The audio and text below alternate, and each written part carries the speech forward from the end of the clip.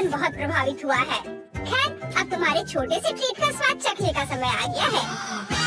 मेबल एक बाइट खाने वाली है, इसका स्वाद बहुत अच्छा है। और देखो, छोटे भालू के अंदर छोटी रंगीन कैंडी थी। सभी हैरान है कि इसके अंदर कोई सरप्राइज है। अब जूडी को ये जानने का बेसब्री से इंतजार है कि उसके टेडी बेयर के अंदर क्या है। आओ सुनते हैं, ये दिलचस्प लग रहा है। पहला बाइट, लेकिन रुको, क्या ये चॉकलेट के अंदर चॉकलेट है? ओह, चॉकलेट टेबल पर उड़ रहे हैं। वाह, यह चमकीले रंग की कैंडी से भरा हुआ था। जूडी पहले तो बहुत गुस्से में थी, लेकिन अब वो पक्का बहुत खुश है। इतना कि उसने कैंडी को अपने मुंह में डाल दिया। बहुत ही ज्यादा स्वादिष्ट लग रहे हैं।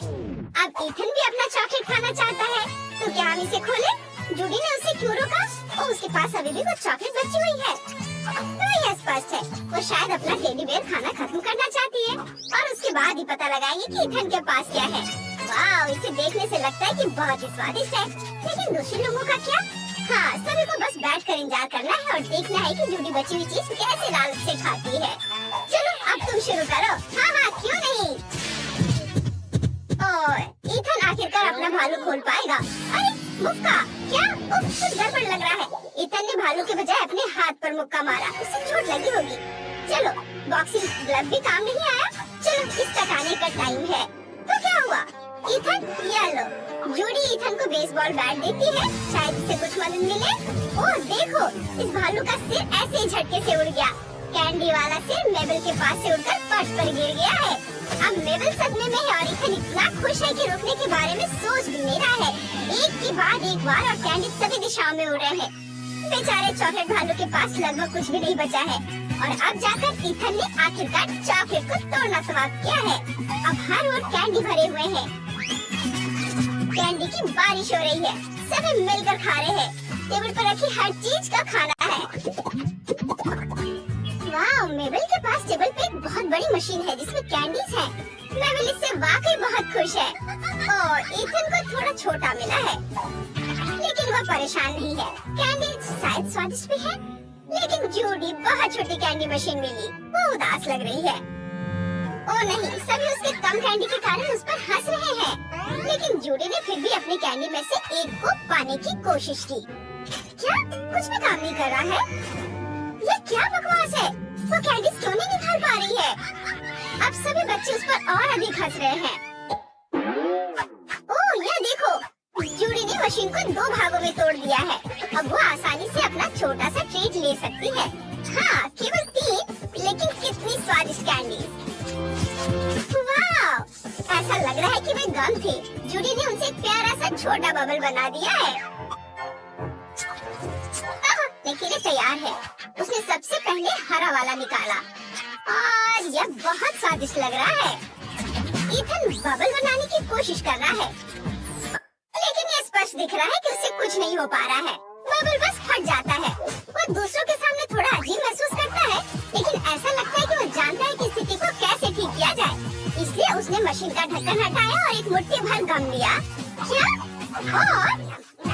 और भी? क्या ये सब उसके मुंह में फिट होगा? एक ईथन के लिए यह बहुत अधिक गम है। वो अपना पूरा मुंह इनसे भरने वाला है। ओह, मुझे लगता है कि बस हो गया। मशीन में कुछ भी नहीं बचा है, एक भी कैंडी नहीं, पूरी तरह से खाली। ओह, ईथन को शुरुआत के लिए इतना संभालना चाहिए था। वह बबल बनाने की कोशिश कर रहा है। ये थोड़ा अजीब है, लेकिन वह बबल नहीं फुला पाया। उसने शायद एक बार में बहुत अधिक ले लिया और उसके पास पर्याप्त ताकत नहीं थी। वो बेशक बहुत फनी दिख रहा है, लेकिन वो शायद अपनी पूरी कोशिश भी कर रहा है। जूडी वह भी इसकी उम्मीद कर रही थी कि वो बड़ा होगा। अब वो अपना खाना शुरू करती है। ये बहुत स्वादिष्ट है। वो देखो कैसे उठाकर मुंह में डाल रही है। ये स्वादिष्ट है। उसके पास बहुत सारे बबल हैं।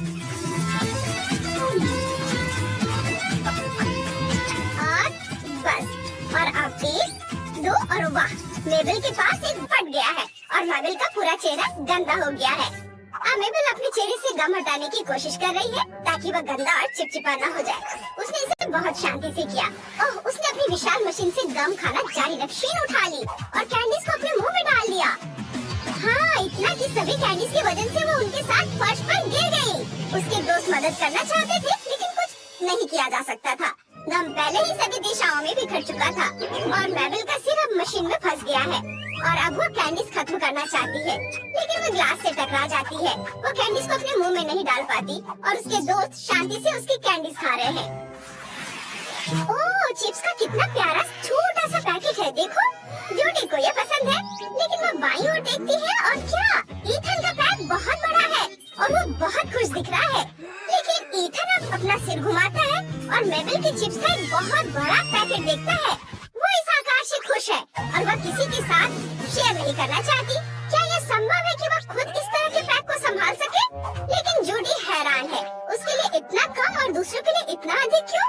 ये बिल्कुल भी उचित नहीं है, लेकिन उसे जो है उसी से संतुष्ट होना होगा। पूरा पैकेट एक बार में उसके मुंह में समा जाता है, एक बार में चिप्स का पूरा पैकेट। वैसे जूडी के हिसाब से ये भी स्वादिष्ट है, लेकिन उसके पास और चिप्स नहीं है, सब खत्म हो गया है और ईथन उसे देने को तैयार नहीं है। इस तरह के व्यवहार के लिए जूडी अपना छोटा खाली पैकेट उस पर फेंकती है, लेकिन ये अच्छा नहीं है। हालांकि ईथन परेशान नहीं दिख रहा है, वो इस बात में अधिक रुचि रखता है कि पैक के अंदर क्या है। वो चिप्स निकालता है और एक के बाद एक अपने मुंह में डाल रहा है और इसी तरह ये सिलसिला चल रहा है। जाहिर है ये इतना मजेदार और स्वादिष्ट है कि वो रुकने वाला भी नहीं है और चिप्स से